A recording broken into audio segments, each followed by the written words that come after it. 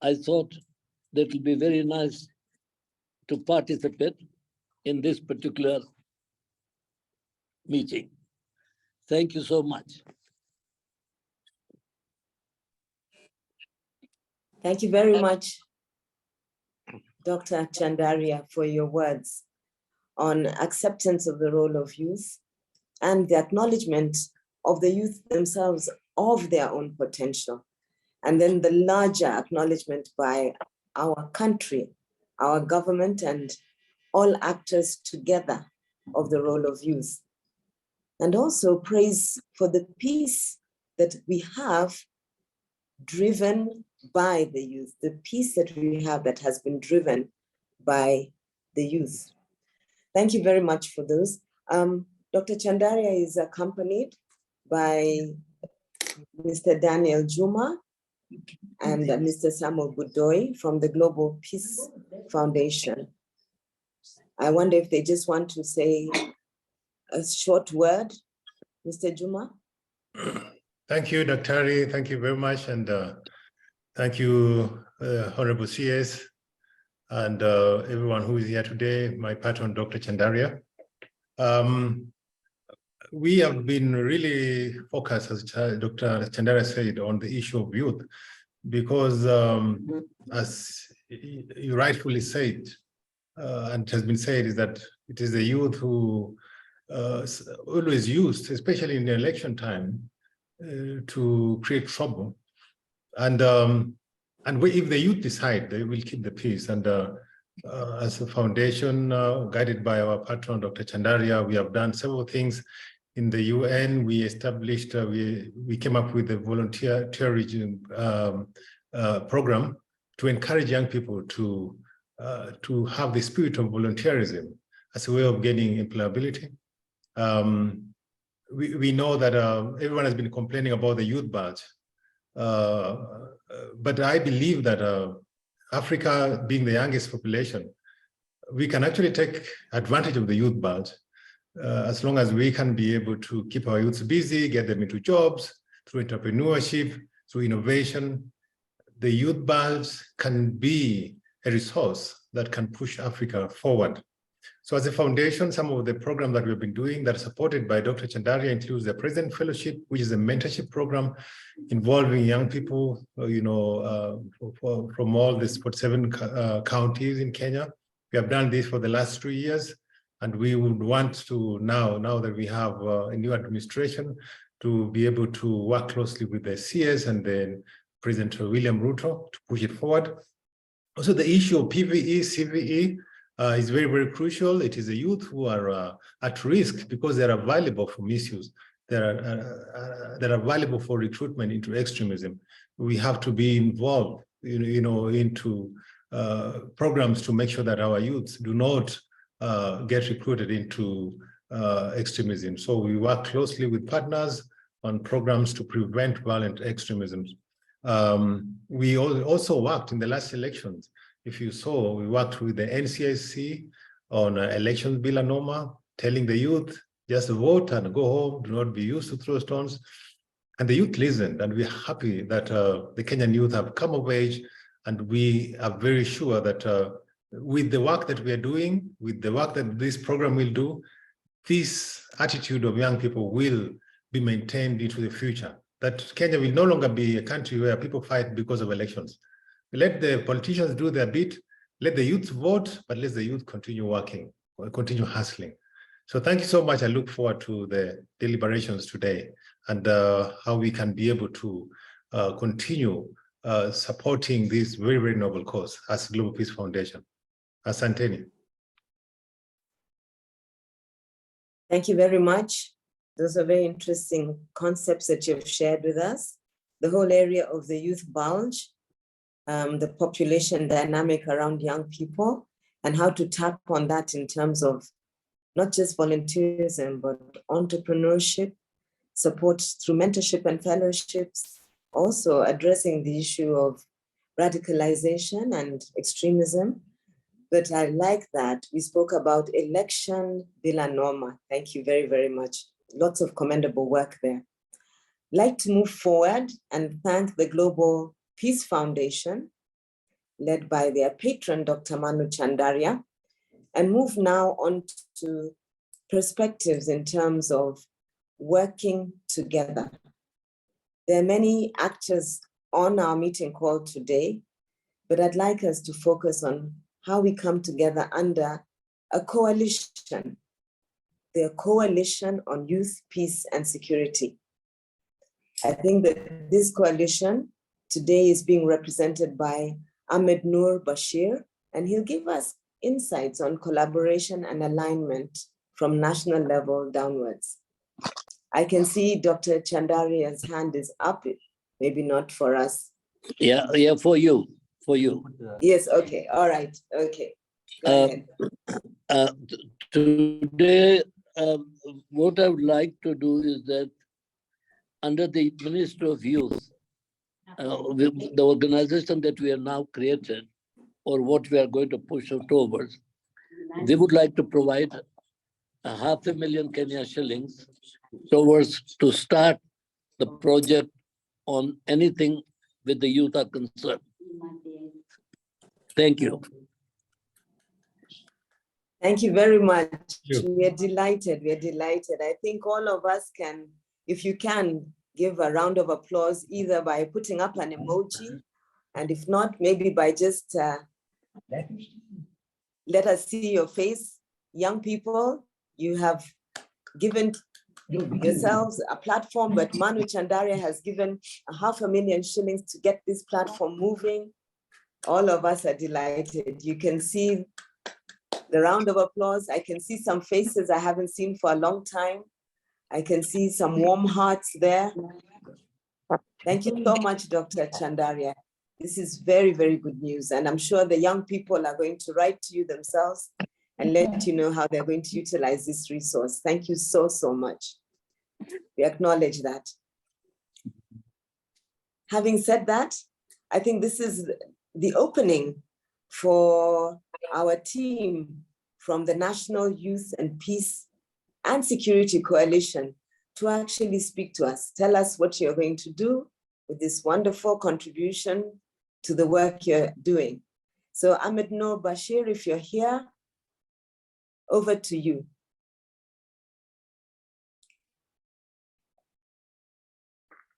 And if Ahmed Noor Bashir is not here, whoever is here today from this coalition, we are delighted that we have this contribution. We'd like to hear from you. I think hello, there's everyone. Yvette. Yes. Hello.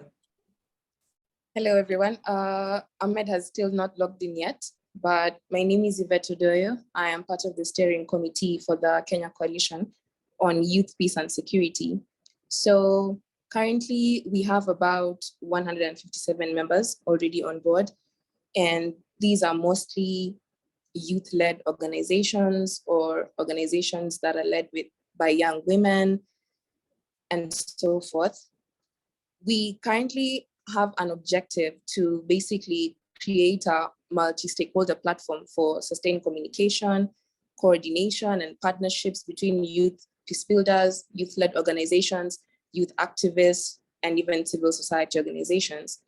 And we would also like to lead the national advocacy for effective youth-led implementation of the YPS resolutions, as well as build support and ownership of the YPS agenda among national and local policymakers. So currently we have been in the initial stages of implementation. We have had monthly meetings with the coalition's members that have also been actively participating and engaging us in what they do, how they work, how we can work together and basically provide input towards YPS agenda and what we do as a coalition. So to engage members, we do have a terms of reference that usually includes the objectives, for example, the composition of the coalition, including the partners that we're working with, the methods of work. For example, the coalition is regularly collaborating with the Global Coalition on YPS. For example, we've worked with SAGI before, we continue to have communications. We also work with the Civil Society Working Group on YPS. African Union youth ambassadors, peace and security experts, and other national coalitions on YPS. So the kind of initiatives that the coalition intends to lead include capacity building and of youth-led networks, which through the interlocution of global legal and policy frameworks that are related to the YPS agenda.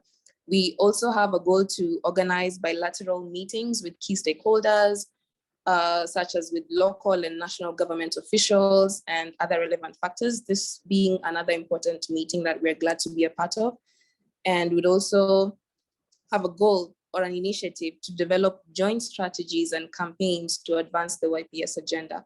And this could be done by issuing statements, organizing side events, communication campaigns, or providing analysis of YPS that provides policy advice to decision makers, both at the local and international levels. So we also aim to keep a database of youth-led peace-building organizations and institutions, while also releasing a biannual report that's twice every year of YPS status in the country and in the national level. So we hope to perhaps engage further in the future, even currently work towards implementing a YPS agenda, and yeah, hopefully we can get things moving. Thank you. Thank you very much, Yvette. It would have been lovely to hear a little bit from you on what the specific capacity building requirements are. Maybe you just give us a few insights into the thematic areas where you need to build capacity. Is that possible? Sorry, come again. Is it possible to share with us a little insight into what are the specific capacity building tracks, training tracks, or experiential sharing tracks that you would like us to look into with the coalition or for the coalition? Oh, right. Currently, we have been working on an advocacy pillar that includes partnerships, that includes, how do I put this? Basically, how we can foster or how we can implement capacity building. So maybe to answer to that, I would say that among the initiatives that we're looking to work with, for example, would be engaging young women and the youth in YPS agenda and initiatives. This would also include educating or providing insight to the coalition members on policy reviews or policy actions that perhaps need implementation or that we need them to be a part of because we want to include people, which brings me to my third point. We are also looking towards inclusion. We'd like to create a coalition that includes every members, for example, persons with disabilities, members from the LGBTQIA communities, so that we basically factor in everyone or factor in the youth and any related member that might be interested in fostering the YPS agenda. I think if I understood your question, yeah. Thank you very much. You understood my question, spot on. I'd like us to move forward with our conversation. And what I'd like to do is, if it's possible, I'd like to ask Olive Metet to speak to us on collaboration in the areas of social cohesion and peace building, and follow that very closely by Mike Eldon speaking to us on advocacy and training to support alignment. So if Olive Metet is able, she did tell me she was having problems with her internet. If she's still here, we'd be happy to hear from Olive right away. And if she isn't, then I would like us to go on to Mike Eldon, who will speak to us on the issues of capacity building, particularly around advocacy and training for alignment. If not, I can see other representation from NCIC, and I do see NCIC is also represented by Rosemary Were here.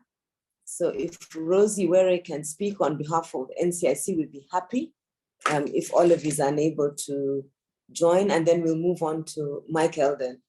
And Minister has just sent a message. He will join us. He says, please hold on for him. He seems to be caught up, but he has prioritized our meeting. He says he'll be here sharp at 3, but I do recognize that Mike Eldon may have to leave.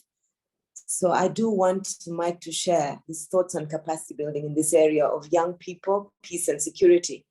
But Rosie Were, kindly speak to us from the NCIC. Please introduce yourself and mute your mic and speak to us. Over to you, Rosie.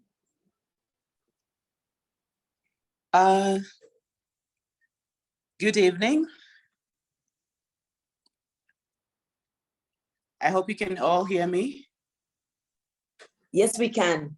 We can. And we saw you, but a flash. Thank you. Okay.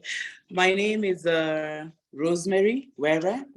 I am a principal corporate communications officer at the National Cohesion and Integration Commission.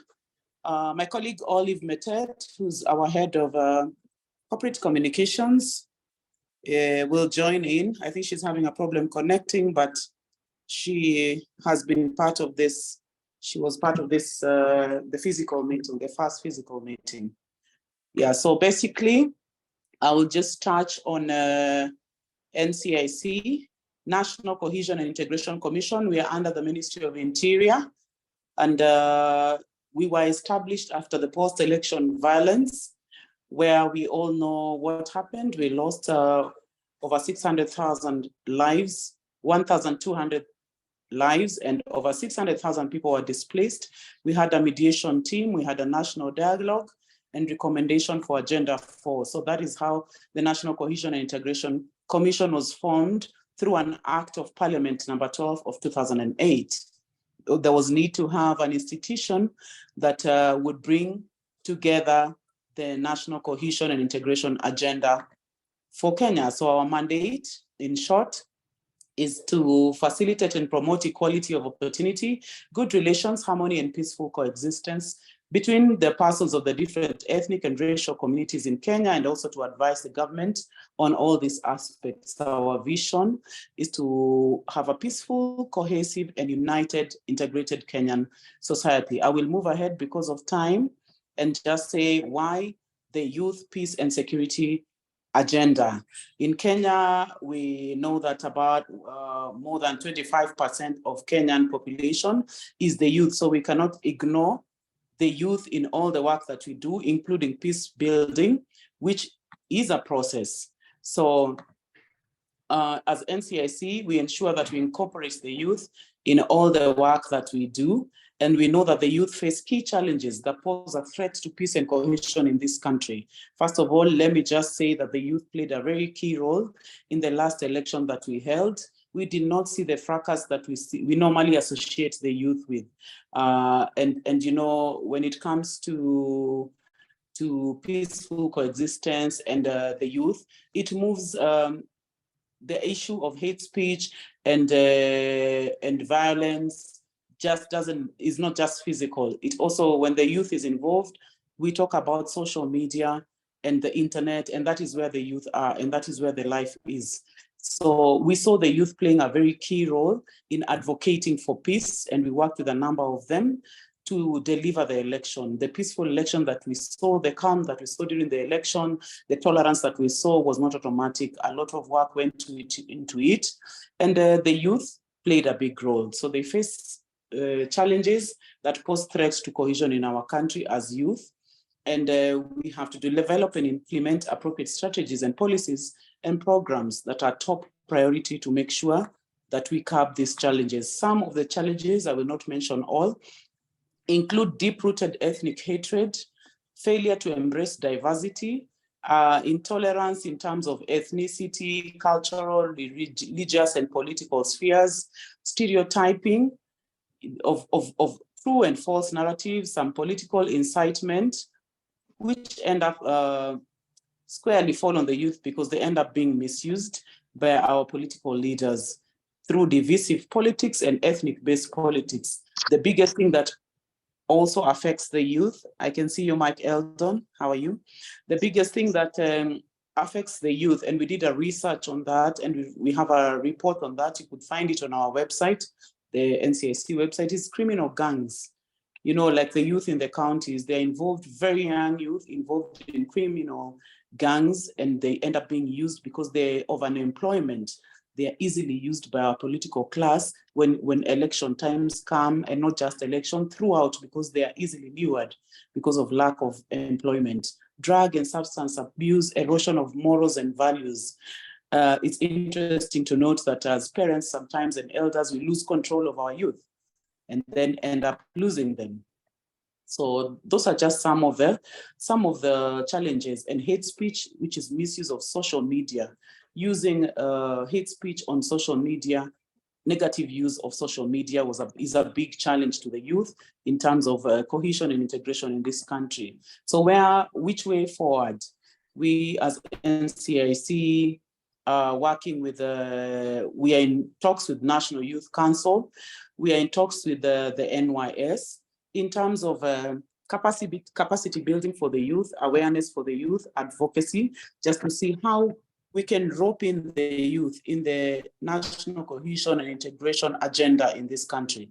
We cannot be talking about the youth and not involve them directly. So we are working with these institutions, for example, like NYS, they do a lot of trainings, short-term and long-term trainings. We want to rope in every time they have training for the youth. We send somebody from NCIC to just talk to them, including their curriculum, the capacity building trainings, on an agenda on national cohesion and integration.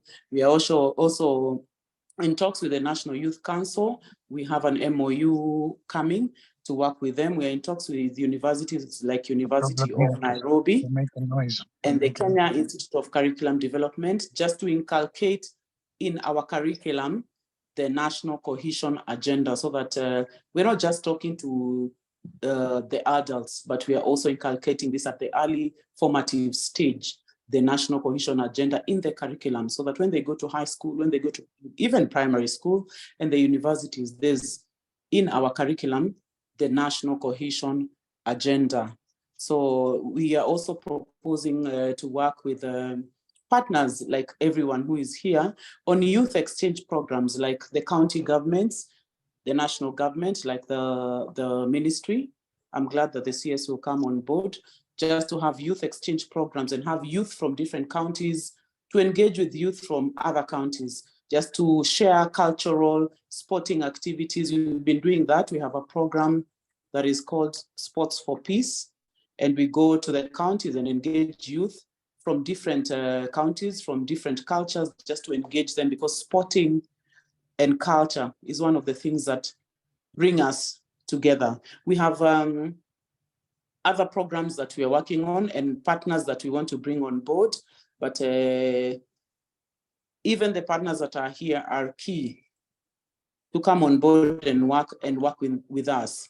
In conclusion, we're just saying that as an institution, that the youth are both perpetrators and victims of not just political violence, but just the peace agenda. They can be perpetrators and they can be victims, but we can change that narrative if we work together as peace actors, those who are here and those who are not here. The youth possess the numbers and they have untapped potential that can be turned into a valuable asset for our social, our political, our economic growth and development of our nation. For sustainable peace and cohesion, our youth must be a priority for all the actors at all levels in Kenya. And we encourage, as NCIC, as institutional and even at personal level, that we engage our youth on all levels and bring them to the table. So we welcome partnership from national government, which we are already doing, in the counties, which we are already doing, and also non-governmental institutions to just partner with us and bring the youth on the table. I was looking for youth today in this meeting. I'm glad I saw the lady speaking, and we look forward to working with all the partners. When my colleague comes, she might have something to add, but that's all I have for now. I submit. Thank you. Thank you, Rosie, for a very comprehensive statement. We are unable to discuss it, but it's been very rich. Thank you for taking us through the various constituencies and activities, and delighted that you are already committed to the cause. I know Mike Eldon is leaving us in the next 6 minutes, so over to you, Mike. Please speak to us now. There you are, on capacity building, training, and alignment. Over to you. Thank you very much, Josephine. And thank you for introducing me with my multiple hats as a Rotarian, as someone who founded the Dan Eldon Place of Tomorrow, the depot, as a living memorial to my son, who I saw a quote from him just the other day on on a video of creative visions, which my daughter and others have started in America, of doing the sort of thing with, including with youth that we're talking about here. And my son's quote was, "Connection is the solution." And that's what we're doing this afternoon. And this connection thing goes with alignment and connecting in order that each one can contribute the maximum, including and not least youth. The big challenge with all of these activities for peace building is going beyond the awareness raising level. It's easy to spend a lot of money on awareness raising. The challenge is to go beyond that to attitude change and behavior change. And my challenge to everybody here is to be mad. Mad meaning make a difference. And not just at the awareness level, at the behavior and consequence level. So we have impact indicators of what it is that we are all doing together. Here we are gathered, the converted. We are preaching to each other as the already converted. Reference has been made, including just now by Rosemary, to the unconvertible, the criminal gangs, some of the politicians, the tenderpreneurs. We're not going to convert them. So we need to develop that critical mass, very much including the young people. So the question is, how do we build their capacity to be, whatever their standard of living, their hunger, their need for a few shillings here and there, to be thinking beyond today to tomorrow? How do we stimulate those conversations with them at a practical level? And this is what we do at the depot. We facilitate conversations and activities to help purposeful reflections to make a difference. And I was at an event just a couple of days ago where a wonderful phrase from Thomas Jefferson was quoted by someone. And it said, "We will be soldiers so that our sons," it was very gender insensitive in those days, of course, "can be farmers, so that their sons can be artists." And so for our youth today, how can the youth be soldiers of peace so that future generations, including them as they mature, enjoy the benefits of the sacrifices they make now, but that it is part of their capacity development, their values development. And on another occasion, of course, we'll need another hour to talk about the much neglected national values. So this collaboration between us all, and I'd just like to point out, one or two people have referred to government and civil society. My request, from my experience, and I'm sure that Manu Chandaria will be with me on this, is that we explicitly also refer to the private sector. The most powerful partnership that NCIC has made in the last few months has been with KEPSA, the private sector umbrella body, and its Kenya Daima initiative. And KEPSA and Kenya Daima also has reached out to the youth at different levels, in the counties, at universities, and so forth. And so please, let's be explicit about appreciating the contribution that the private sector not only can and wishes to make, but is doing, including with the youth. So let me leave it there and wish you great madness. Thank you, Josephine. Thank you so much, Mike, for infecting us with the madness bug. I can assure you that the team here is looking at making a difference. But thank you for letting us know that we definitely need to go beyond just awareness to the issues of impact, and then make sure that we are not just preaching to ourselves as a converted. As we go forward with the conversation, I'd like us to get to the position in our program where we speak about customizing our interventions for YPS.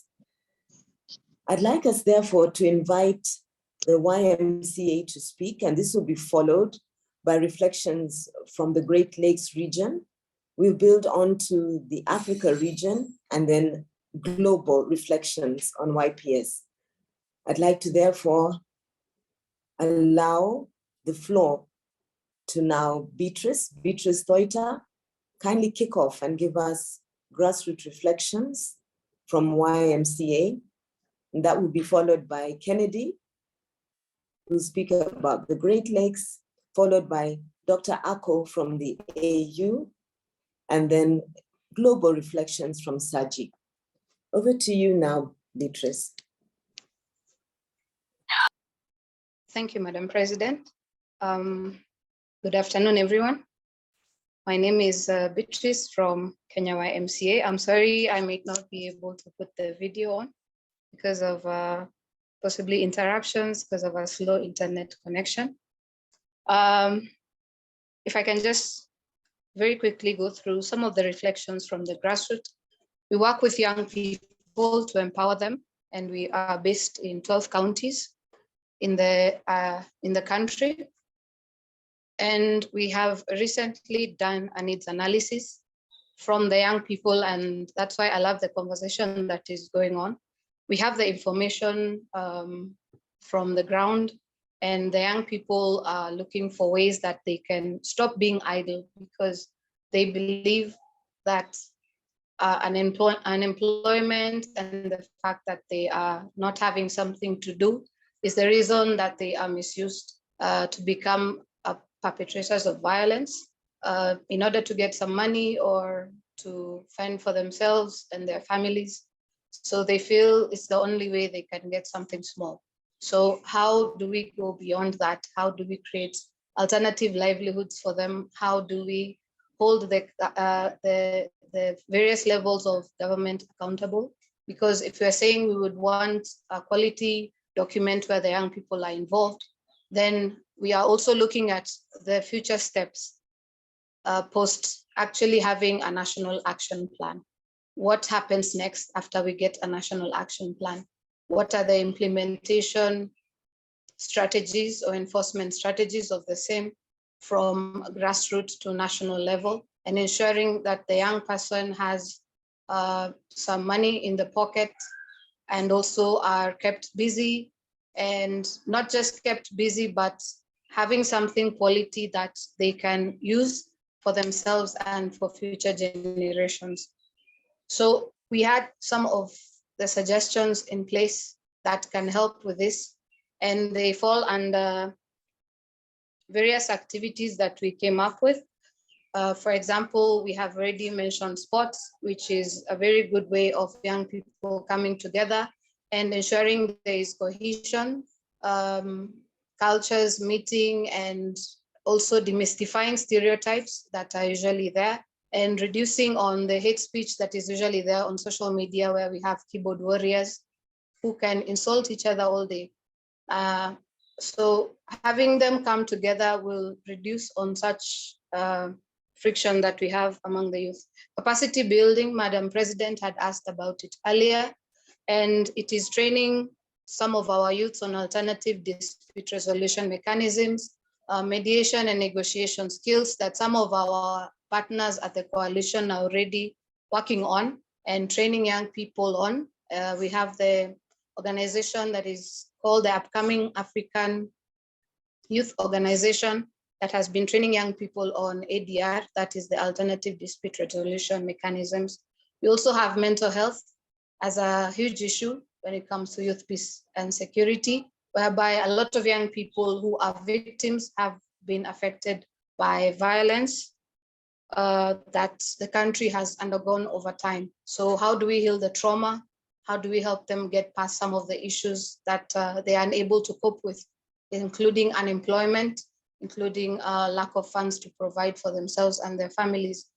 So how do we reduce the number of suicides that are there? So we are looking forward to also build on their skills for mental health and raising awareness. How do we hold the government to account? We hope to train young people on scorecard development so that we're able to score the government, some of our partners that have the mandate, that have been tasked with the mandate to come up with to enforce the national action plans that we're going to come up with.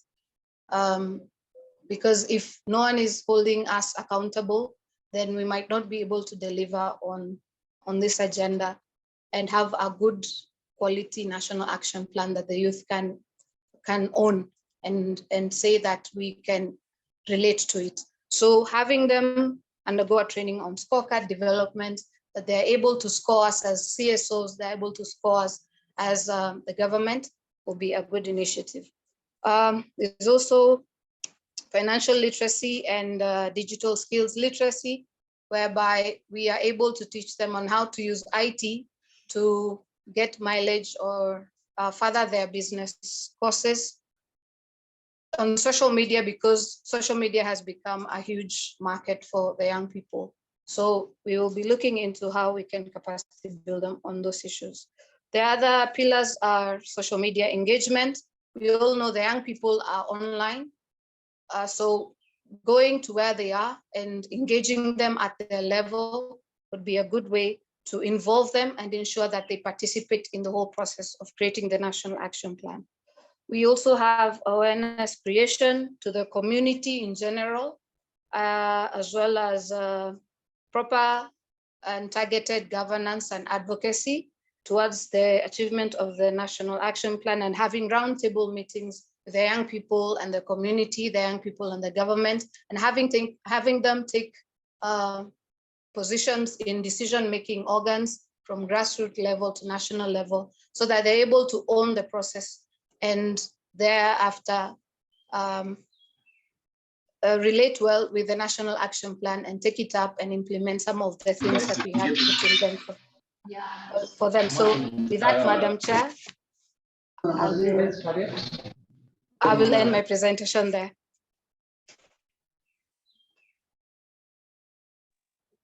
Thank you very much, Beatrice. That's an great overview of the work that you've done. I'm able now to see that the CS has joined us. And while he prepares to get online, I just want us to hear perhaps one moment only from Mr. Samuel Budoy on perhaps best practice in terms of youth and peace. Budoy, just give us 1 or 2 lines about a project being undertaken by the Global Peace Foundation on young people and peace. Sam Budoy. Thank you, Ambassador Dr. Josephine Ojembo, for convening all this. First of all, allow me to recognize the presence of our Cabinet Secretary, Honorable Ababu Namwamba. So it's been a great journey, and we have been being part of the Kenya Coalition on Youth, Peace and Security. And it's also good to see Mr. Saji, that you have worked closely. So just to briefly just talk about the programs that you're doing at Global Peace Foundation and how you're supporting the youth, peace and security. We have the President's Fellowship Program, which I really want to commend on a CS that we should adopt, where we train across the country, in all the 47 counties, young people on issues of peace and security for a whole year program. So, and then another thing, supporting the forest cover, for the 30% forest cover. And I'm glad that our patron, Dr. Manu Chandari, is here. We are running a project called the A Million Trees campaign.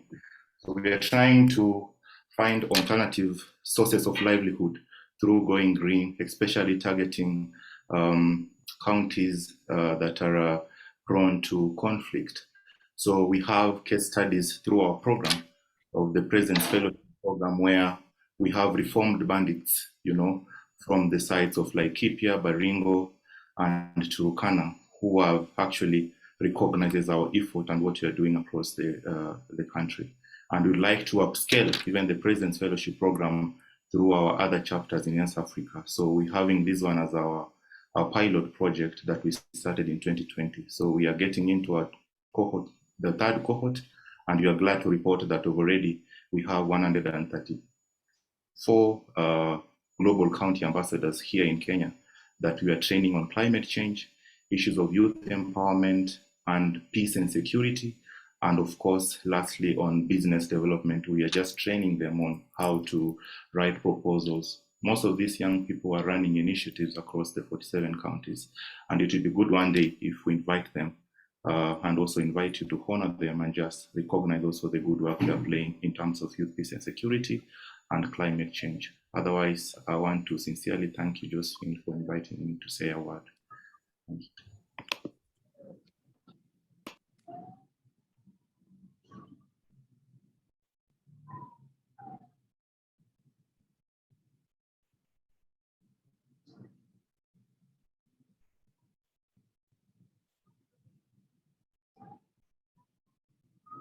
And also work across this.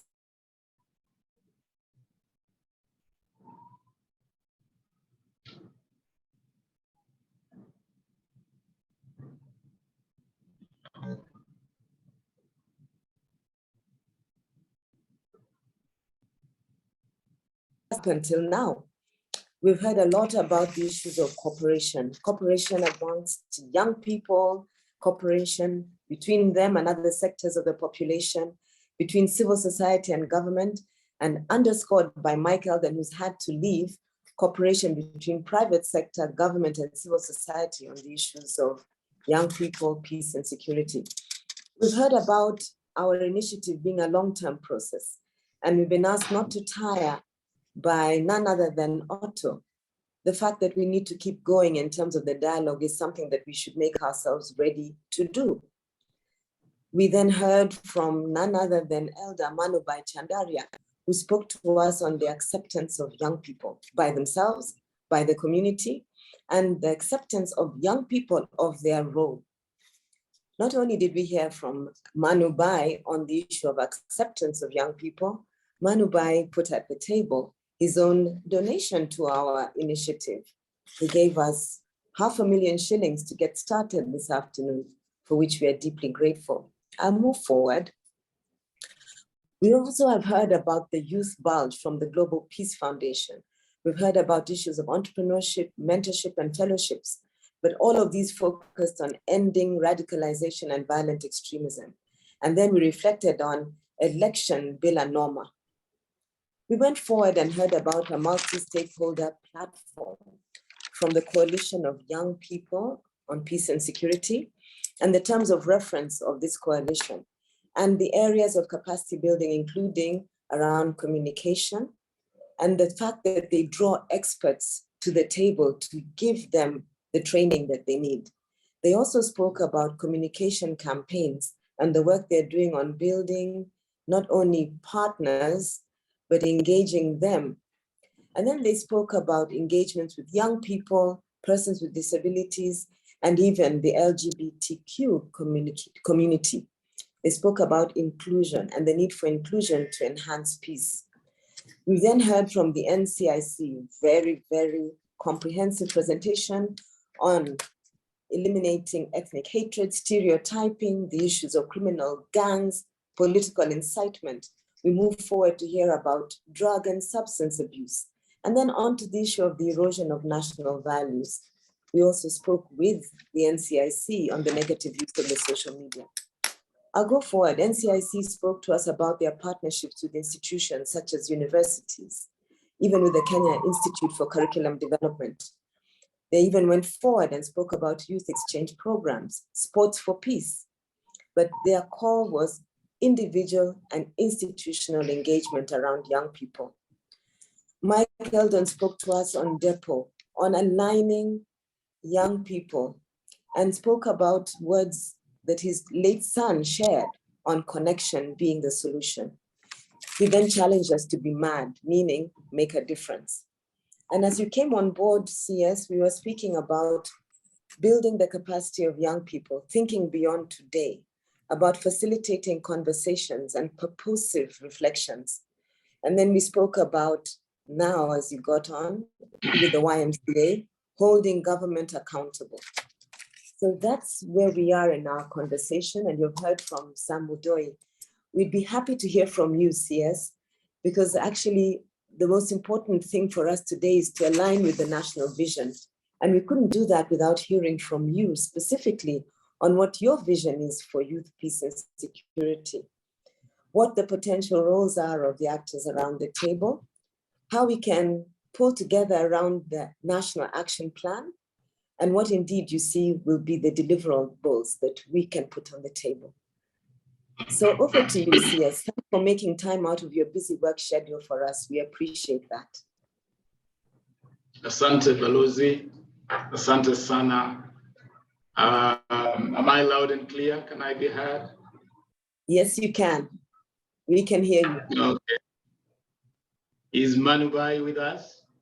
I want to salute him. Yes, Manubai is with us. Let's ask Manubai. There he is. Manubai, I salute you, sir. Good to see you. Manubai, you're speaking from behind your mute button. You may want to turn on the audio. I'm now in my underwear because I'm just getting on my bed. No problem, Manubai, but really, really great But to see you. I listen to you. I'm happy to see you, sir. Thank you so much. Asante And sana. wish you well as Minister for Sports, CS for Sports and Youth. Thank you, sir. Thank you, sir. Yeah. Balozi and everybody, let me first of all really apologize very, very profusely for getting here quite late. Too many things going on this Friday, but I'm very happy that so much has happened from your summary. Obviously, you have had an amazing conversation around this very, very important subject. And just to assure everybody that this is a subject that has the absolute support of government.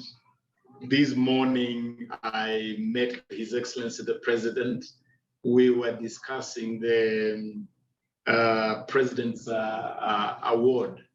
The President's Award, and among the things we have agreed with His Excellency the President is that under that award scheme, which is part of the international award program by the Duke of Edinburgh, we're going to be putting a lot of emphasis on this whole agenda of youth in peace and security, because we are aligned in our belief that our young people must be the anchor for the stability of our societies, stability of our communities, stability of our countries.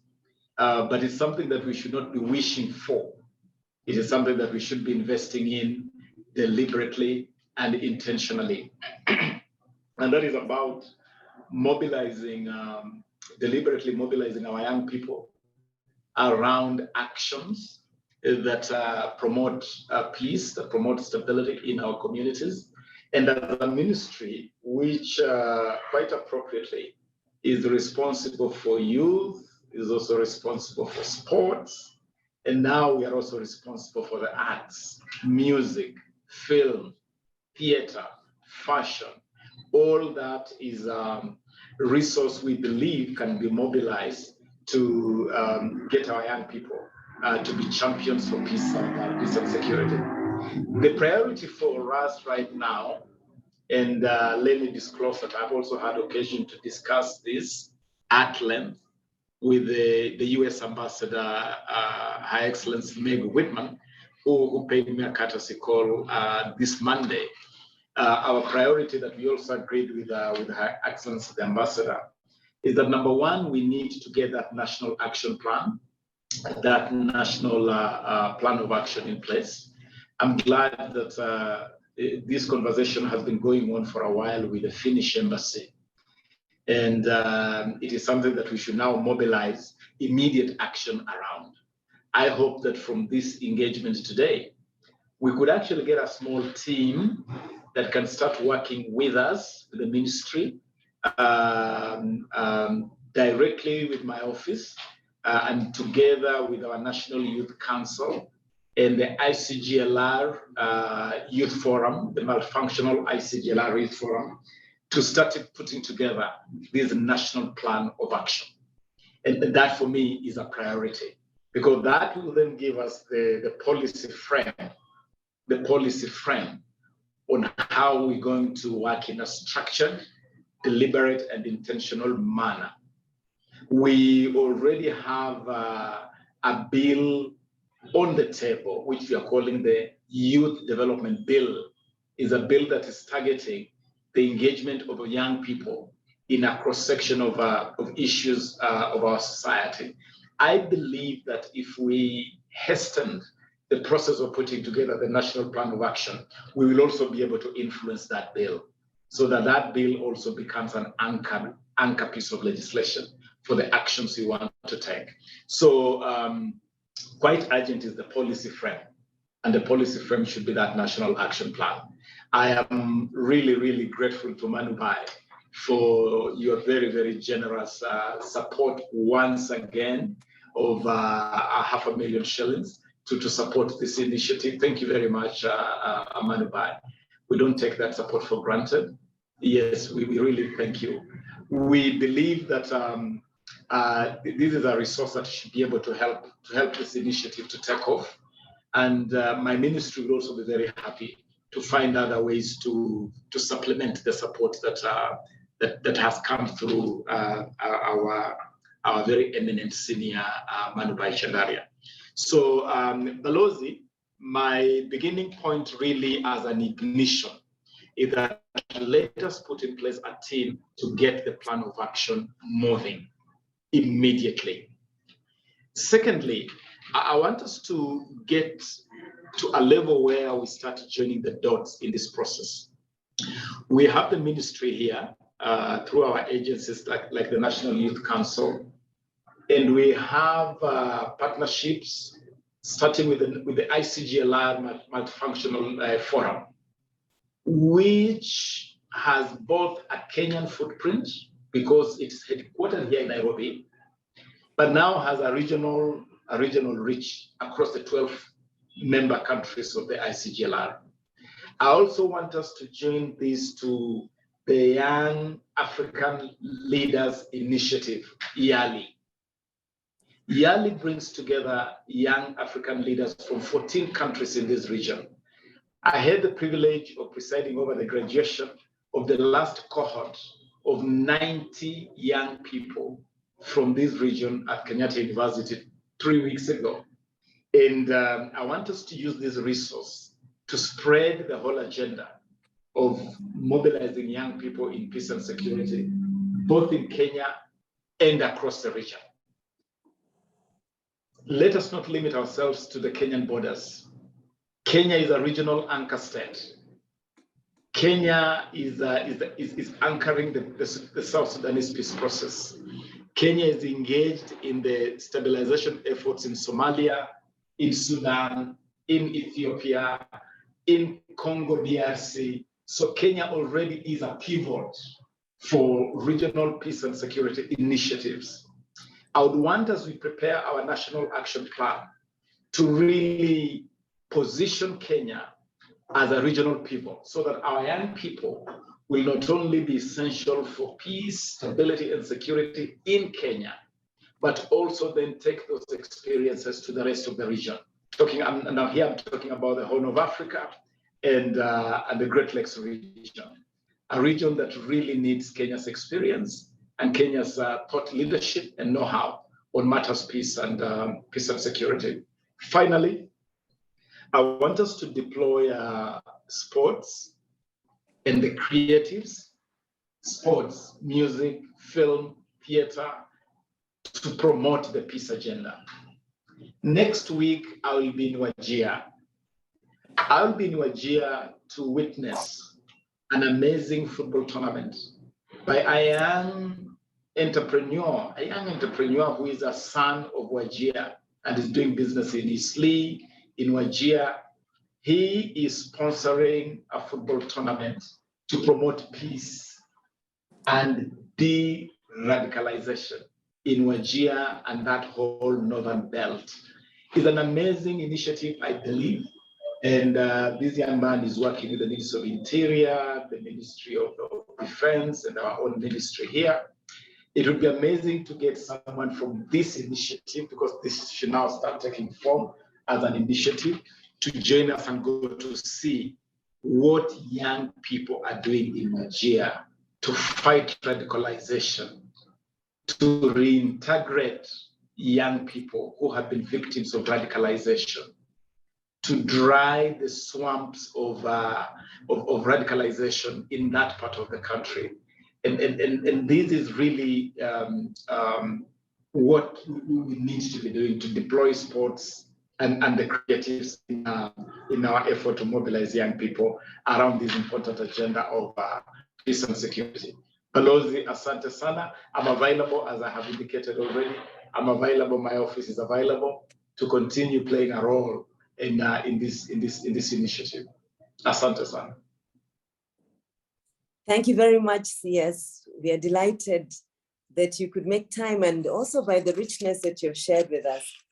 I want you to know we are really appreciative, and I ask everyone here to kindly turn on your video or give us an emoji to say thank you. Thank you, thank you, thank you, thank you. Thank you. Thank you. I assure you, CS, that by the end of this meeting, we'll have come up with at least a 5-member team from amongst us to carry forward the work on putting together the plan of action that will join the dots around the various multiple focus points that you have shared with us. National, ICGLR, the issues of the region, YALI, as you mentioned, and then more than that, the specific programmatic interventions, including sports for peace, football for peace, the issues of de-radicalization, and then more than that, linking to the creatives, music and film. We have received from you a great plateful, and I want to just assure you that we'll be back in touch very shortly. And we look forward to bringing the policy to life. Indeed, it's great to hear about the Youth Development Bill, and this being a vehicle that we should anchor our efforts on, hasten so that we move forward with our national plan of action. We are delighted that you have this vision. We've not heard it articulated with this depth before. We're even more than that, delighted that we will be awarding young people. We have the President's Award, but this is linked closely to the International Award. I'm sure we'll come up with other categories of awards locally. But more than that, thank you for letting us know that we have your support, together with the support of Finland and America, and of course the support of Manubai Chandaria, our senior elder here with us just this afternoon, but also going forward. I want to ask if one of us would pass a vote of thanks, one person, a youth, so that then if Waziri stays on, he'll stay on in that segment where we're talking about customizing from country to the Great Lakes to Africa and then globally. But even if he doesn't, we'll have passed our vote of thanks. I'm going to ask one of us to kindly put up their hand. I see Mercy. Mercy, is your hand up to give a vote of thanks? Okay, if not, is that a yes? Yes. Okay, then please go ahead and pass a vote of thanks for us to this yes.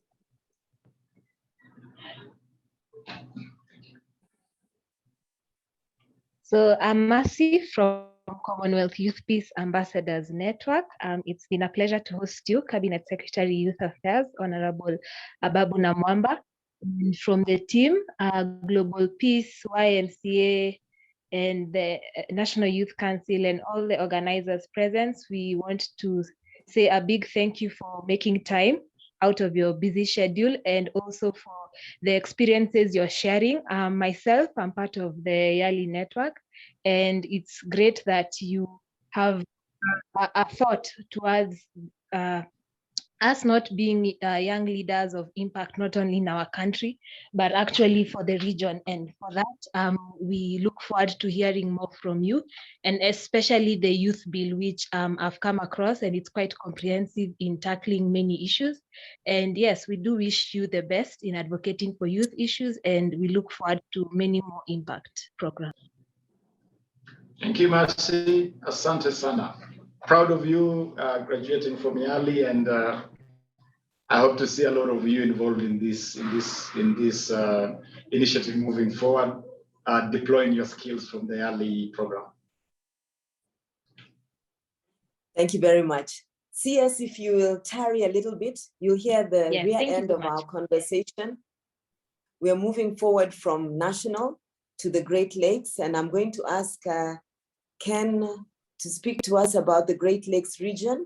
I'm hoping Ken is still online, and then move from Ken to Saji, who will speak to us about Africa, and then end with Veridiana speaking to us about global perspectives on YPS. Thank you so much, CS. We look forward to being part of the success that you bring to bear for young people. Over to you, Kennedy.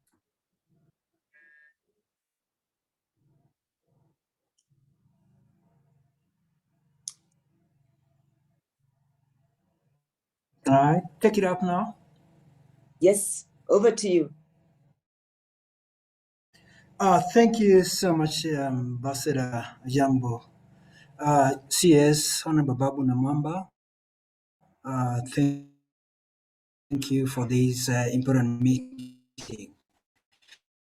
Just picking up from where you left CS, I think the Great Lakes region, a lot of conflicts, and we all know that 4 countries within the Great Lakes region out of the shipping missions, and that includes DRC, of course, we have Sudan, we have South Sudan, and we have Central African Republic. But what is the effect of insecurity to our country, Kenya, emanating from the Great Lakes region? We realize that we have quite a number of refugees that Kenya hosts. And secondly, is that there are quite a number of internally displaced people within our own region. I think what I believe in, and as Mike Eldon said, I'm one of those mad people who believe in what should be done. And the first thing is that within the Great Lakes region, there were 4 countries that we are marked to champion or pilot youth peace and security. And the first one was DRC, Democratic Republic of Congo. The second one is Kenya. The third one is Burundi. And the fourth one is South Sudan. I must tell you that as we speak today, Democratic Republic of Congo already has a national action plan, which was launched last year on the 12th of August during the International Youth Day. And I'm happy that we are already moving into the gear to have the Kenyan development of the national action plan on youth peace and security. And this is where we bring our effort on what we've been doing in the region. Thirdly, I wish to underscore that the youth peace and security issue should be looked at holistically. In that, let's involve everybody, bring everybody on board, but let it not be like the way we did the Women Peace and Security National Action Plan for Kenya. Apparently, I was one of the members who was involved in the development of the first action plan on women, peace and security and the second action plan on women, peace and security for Kenya. It was a top-down approach, which actually in terms of implementation, it has not been easy. I hope that as Otto said, and of course, I also take this opportunity to thank the government of Finland for the support that they have always given us since we started this initiative in 2018. They have really been with us. We have done a lot of benchmarking, a lot of sharing with the government of Finland, including the State Secretary Samvori, and Ottawa was there. He's organized this meeting together with the Ambassador Pirka Tapiola. And then 2 is to ensure that how do we involve the counties? at the very beginning, so that they're not left with a document that was developed at national level and they say, you know what, this is not ours. And that why we're saying counties is because there's so much happening at the county, and most of our young people are in the rural areas. How do we tap into this devolution agenda and ensure that we propel the peace and security? Peace diplomacy is one of our key issues in the foreign policy of our country. Thirdly, is how do we ensure, just the way the CS say, that this is not a Kenyan issue alone? We must actually look beyond Kenya. Assure you that those countries, most of them have been in conflict, and some are still in conflict as we speak. And as the CS said, Kenya has presence of initiatives on peace and security, which is co-facilitated by our own former president Uhuru Kenyatta. Fourthly, is how do we ensure that this agenda for the UN Security Council 2250 and the Continental Framework on Youth, Peace and Security, and I'm happy to know that Dr. Ruksako is here, who is actually championing the process at the African Union level, who has given me a lot of opportunity to learn from the African Union and having even been with him on several of the meetings on youth, peace and security. I think, to me, this is very, very important. We make it a regional issue, but also make it a continental issue. And I'm happy that one time I told Dr. Rooks that we want by 2024 December, at least 6 countries of the Great Lakes region should be having national action plan on youth, peace and security. Then fourth is just to enforce what Dr. Eldon Mike said in terms of the private sector. The private sector are very key in this process because they will provide the funds, and where there is no peace, there is no development. So where there is no peace, don't find the private sector to thrive. And then the fifth issue that I must bring is how do we make this YPS agenda a model for all the other countries? And these I've always told people that when we start developing our own national action plan as Kenya, you will get the best model in the whole world. And I'm really happy, Ambassador Jambo, that you gave me this opportunity through your invitation to be involved and participate in this initiative. And also, I just want to also bring in to thank Dr. Manu Chandaria. Dr. Manu Chandaria is a person who has supported us, I think, for the last 16 years. And he will give you a check without telling you go and spend it on this because you have requested. Really, Dr. Manu Chandaria, we really appreciate, and we don't take your kindness for granted. And lastly, is just to thank the National Youth Council for realizing that this is the time for them to be counted. Thank you very much. Thank you very much, Kennedy. I hear the call to action under the National Youth Council. Stand up, it's your time to be counted. Thank you very much, Kennedy. We're going to move forward, and now we're going to hear about continental issues. And I did falter, continental issues, and we will have a presentation, a short one, 3 minutes from Dr. Ako from the Africa Union. Dr. Ako, please, the floor is yours.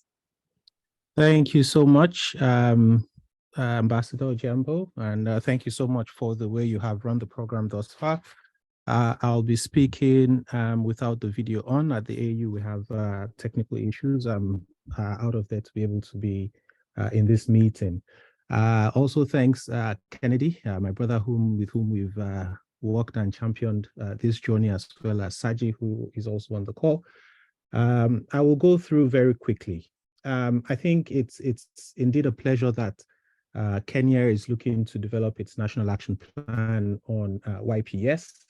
And I will speak very quickly to tell you a few things why this is pleasing and also what the African Union can contribute to this. To develop a national action plan on YPS, it's a multi-stakeholder event, and I'm glad to see that there are different sectors in this meeting, and I assume that it's a much wider body as well. And I think what Kennedy mentioned in terms of the conversations around top-down or bottom-up, it should be really instructive, because getting the process right and owned by each and every stakeholder is important to the success of its implementation. NAPS is not simply about the development, but also of a successful implementation thereafter.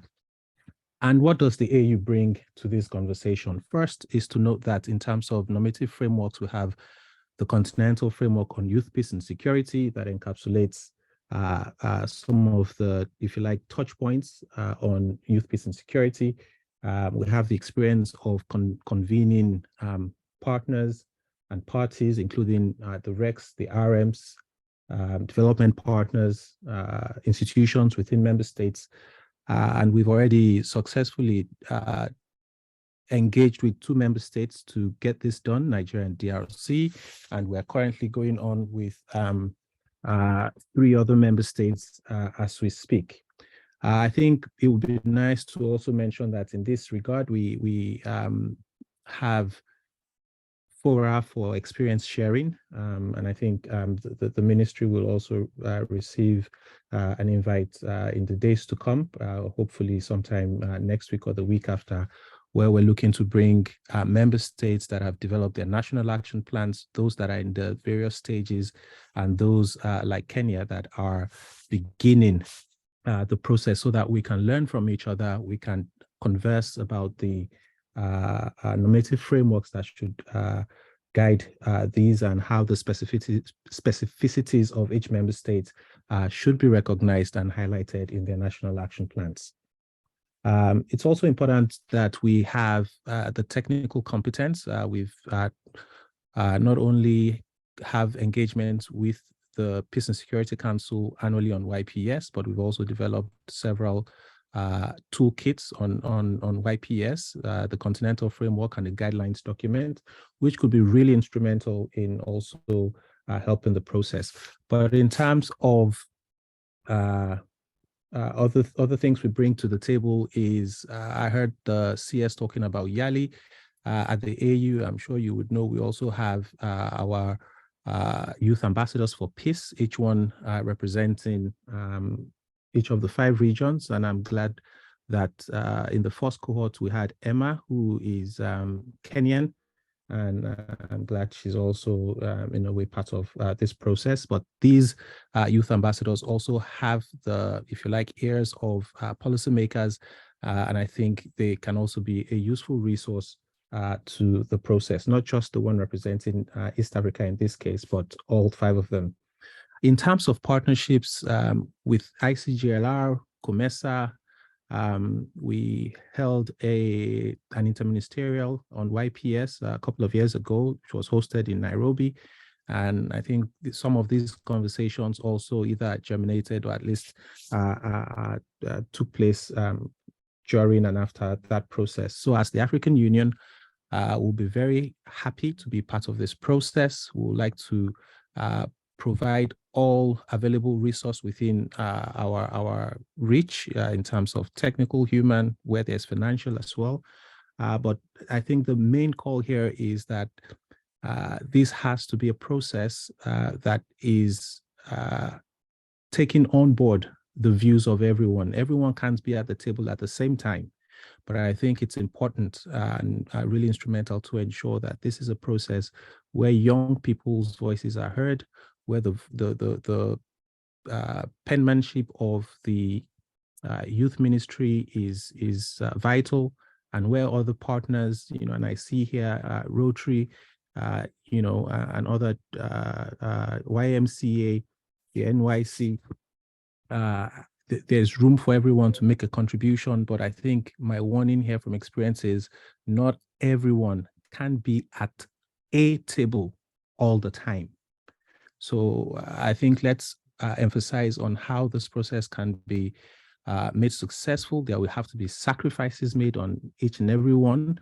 But my encouragement is that as long as we recognize that this is a process and that the journey to achieve it has to be collective, and I think we'll be in good stead. Once again, as I round off, I remain committed on behalf of the African Union Commission, the Youth for Peace Africa program, as well as the Continental YPS coalition, which is made up of the AU and the REX and RMs, and also perhaps Saji will speak to this also as a member of the GCYPS. I think we all stand committed to ensuring that this process is all-inclusive and successful through its period. Ambassador, I thank you. Thank you very much, Dr. Ako. We're delighted that you've been able to not only give us your commitment on behalf of youth and peace, or Youth for Peace at the AU, but also on behalf of continental organizations and organs. Thank you very, very much.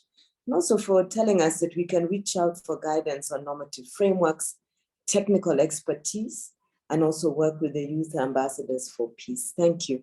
We're delighted that Emma was able to put us in touch with you, and we look forward to continuing to engage with you, appreciating that it's not every meeting that everyone will be at, but that we have your continued support. Please bring our regards to your colleagues at the African Union. We'd like to move forward, and now we are going to ask Saji to speak with us and share with us perspectives that go beyond Africa and bring us perspectives from the global community. Over to you, Saji. Thank you, Ambassador Giambo. Really a good pleasure to be here with you. It's also nice to go after my colleagues who have already spoken, the brilliant minds that have already spoken. Makes my life a lot easier. But I want to share 5 points with you. But before I do, I want to take a few seconds to also appreciate the Cabinet Secretary really talking about the importance of having a bill to complement the National Action Plan, because I think then you're setting up a firm foundation for an enduring change effort, and having that legislative piece to complement the national efforts, I think is so critical. So fantastic, brilliant thinking around that. The first point I wanted to share with you on the global level is that the youth, peace and security agenda is a human agenda, and that it's important to balance the task of producing a national action plan alongside the human dimensions of the ensuring that there's a broad buy-in. And my colleague, Dr. Ako, talked about the importance of bringing everyone together, but making sure that not everyone can actually be there the whole entire time. But because it is human, we have to balance those things because of the human nature to this itself. Second, I wanted to share a little bit about what we have learned at the global level. I think Ambassador Kivina mentioned this as well, is that the YPS agenda is not short-term. It's a long-term, enduring change strategy.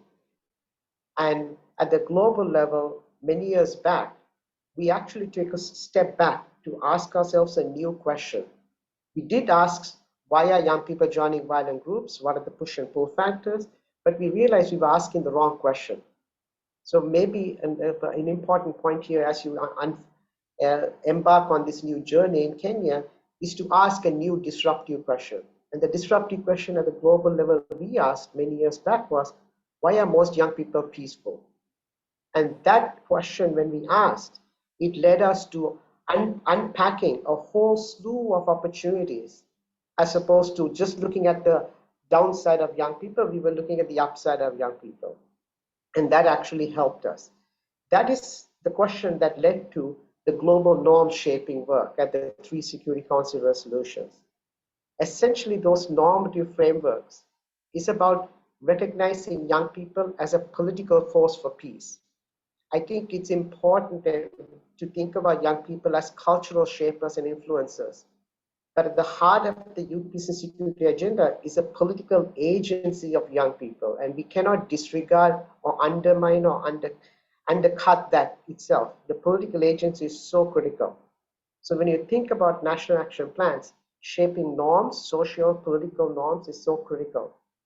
Second part of that work that at the global level we were doing is actually incentivizing institutions to act on these norms. That's why you see Dr. Ako and others across the continent and sub-regional bodies taking on the mandate and actually creating strategies. We mentioned capacity building.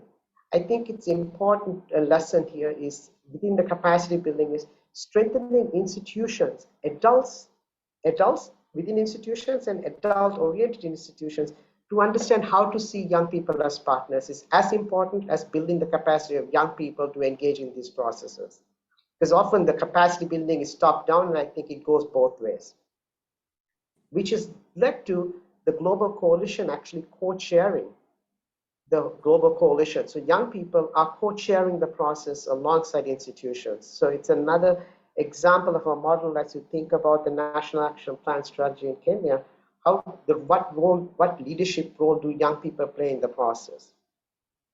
Connecting to this is the question of evidence. Do we know that young people actually, when we invest in young people's work, that it actually leads to anything? We do know that. We have plenty of examples and evidence of it.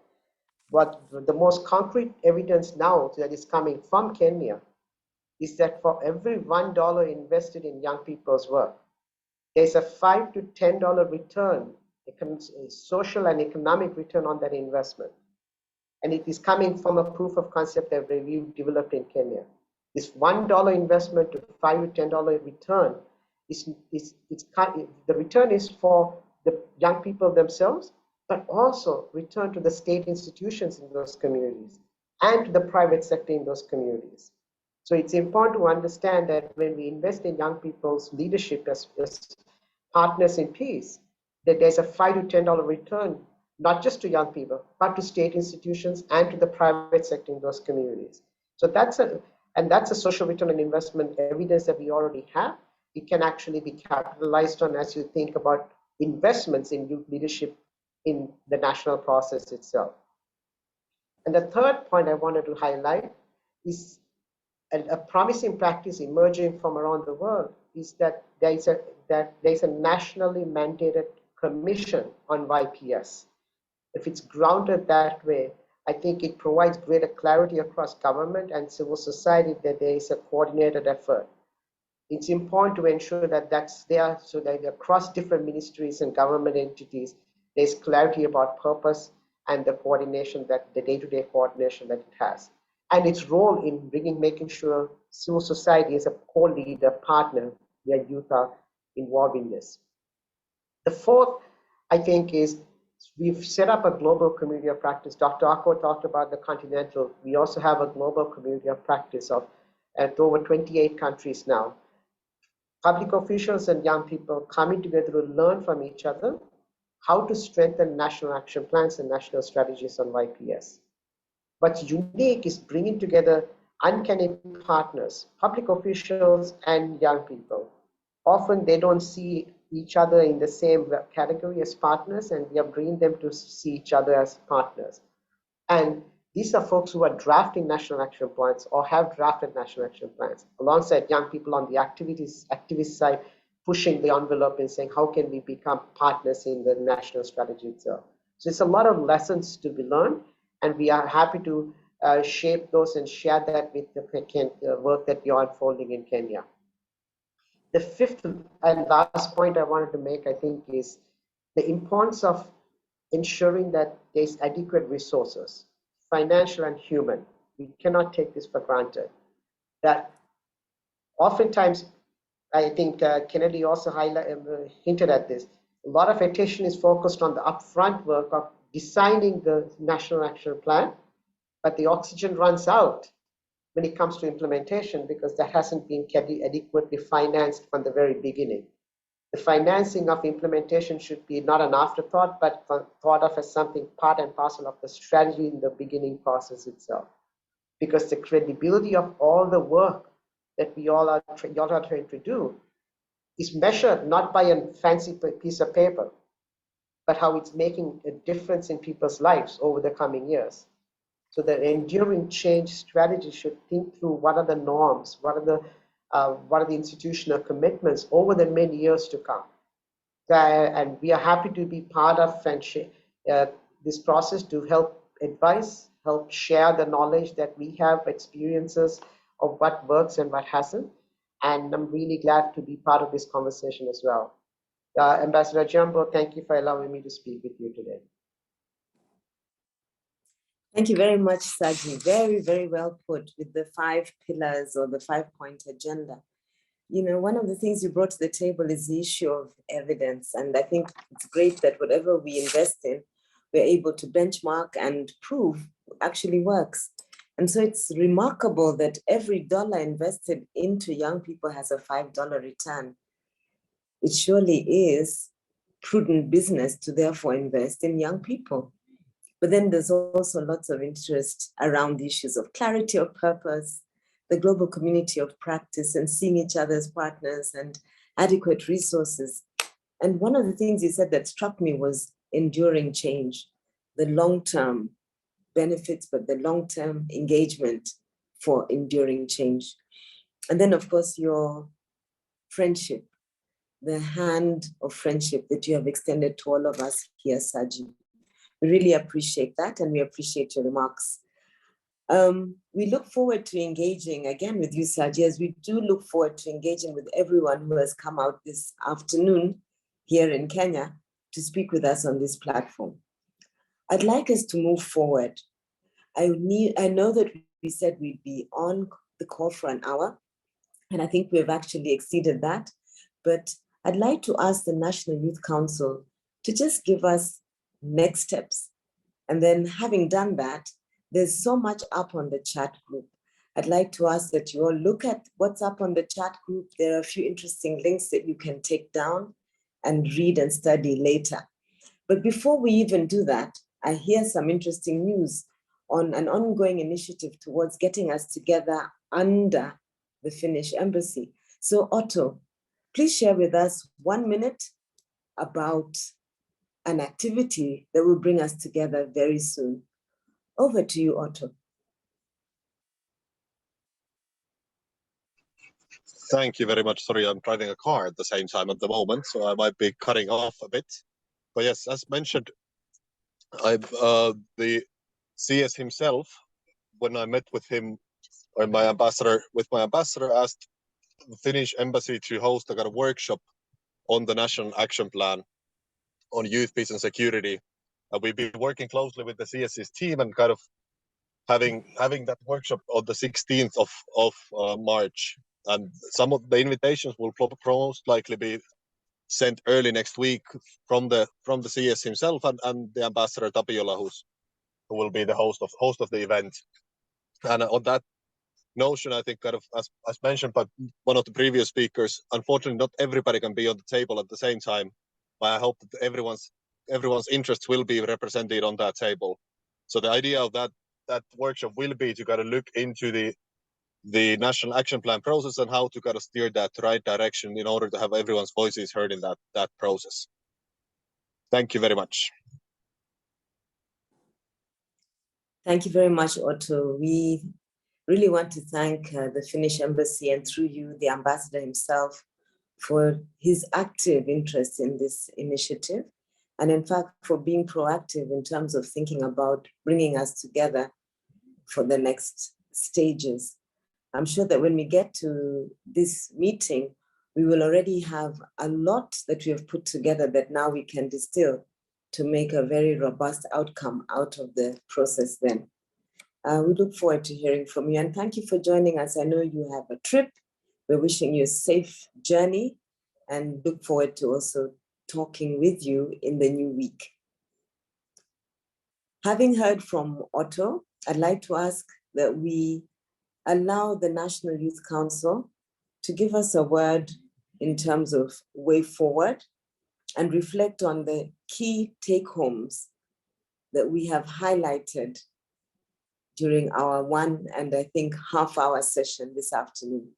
So for that purpose, I'd like to ask Sophie to speak with us. Over to you, Sophie. The floor is yours.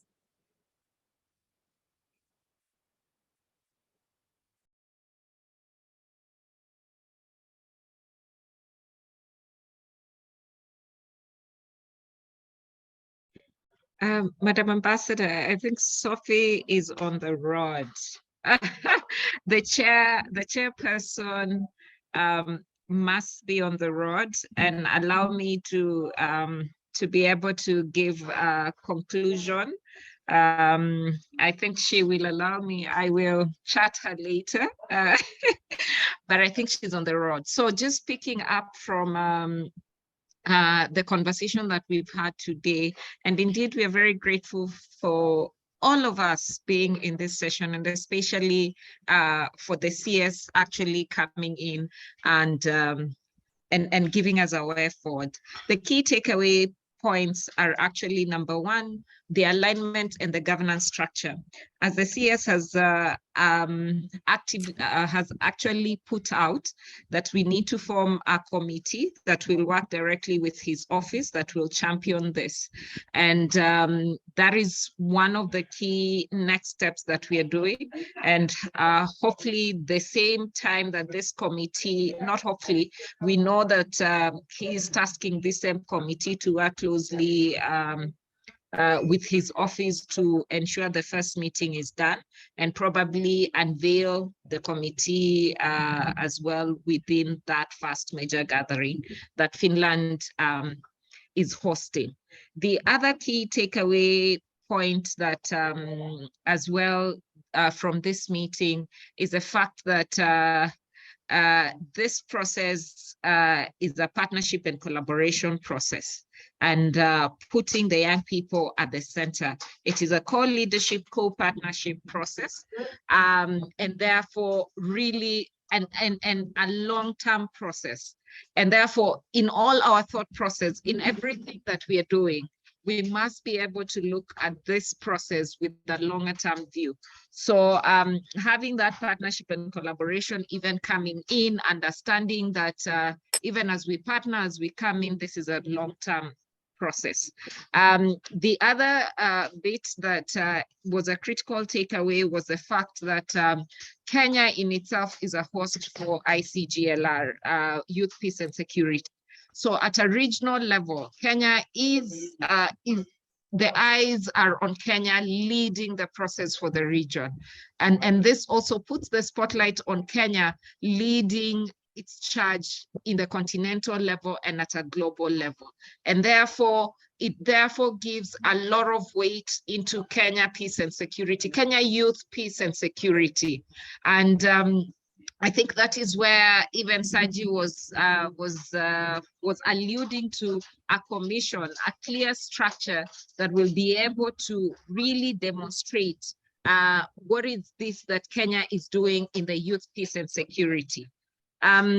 So looking at that and now being able to really drive that conversation. Then also picking up from what the CS spoke, especially on the bottom-up economic transformation plan, the beta plan, the bottom-up with the sports, the creative, and the arts industry, forming the very basis of cohesion, forming the very basis of bringing us together. So looking at sports, the arts, and the creative space as the very element that will pull together the fabric of youth, peace, and security in Kenya. And then the final point is actually now the basket fund or the fundraising aspect. It is very clear that going forward, and especially on this long-term agenda, that we are not able to do this without major resources input into the process. So, and graciously, Dr. Manoj Chandaria has opened the funds and given us 500,000 Kenya shillings, which part and parcel now we begin to build onto everything that we have, all the resources that we have to be able to make this critical. On the resources, again, comes the technical capacity that actually the EU placed, the AU represented by Dr. Ako really placed a very high premium on the technical aspect, which is the human resource and understanding the process and really leveraging on that technical aspect. The capacity of the people carrying forward this conversation and ensuring that we are able to achieve that which we are looking at, the vision of Kenya Youth Peace and Security of Kenya Youth Peace and Security. Finally, is the first major gathering, which Finland is very gracious to host for us. in order to begin to shape the national action plan. And we believe with this very first gathering, then we will begin to see the vision of the Kenya Youth Peace and Security beginning to form itself. And just to conclude is to use the words of Eldon, let us get mad. Let us make a difference. And I believe we will be able to move really forward with this. And as well, the same conversation that we are having here, where the CS, where we are saying we hand it over to the young people. There's only one institution in this country that really is the institution that champions for youth. And that is the National Youth Council. I'm not saying it's the only one, but mandated by the state to articulate and coordinate youth matters. It's actually the National Youth Council. Strengthening, and that's why they say National Youth Council, take your position. Strengthening the National Youth Council in order to be the champion and really drive the youth matters, as well, especially in this particular aspect, is one way of strengthening the youth of this country to be able to take charge in the youth peace and security. Thank you. Over to you. Thank you very much, Viridiana. We have indeed summarized our almost 2-hour session. I therefore want to ask each one of us to put up an emoji to clap, not only for our very competent rapporteur, but for yourselves. Please do so. We've come to the end of our session. And again, I can only echo a word of appreciation for the time you've spent with us, quality time, your engagements, your contribution in the conversation, and also your commitment to work with us for the long term as a co-leader, as a collaborator, as a co-partner. We'll be meeting again soon. We have your contacts. And I think one of the things we'll put together is the strengthening of the coalition in terms of just networking as the Youth Council takes us forward. Thank you once again. Our meeting is officially adjourned. Thank you.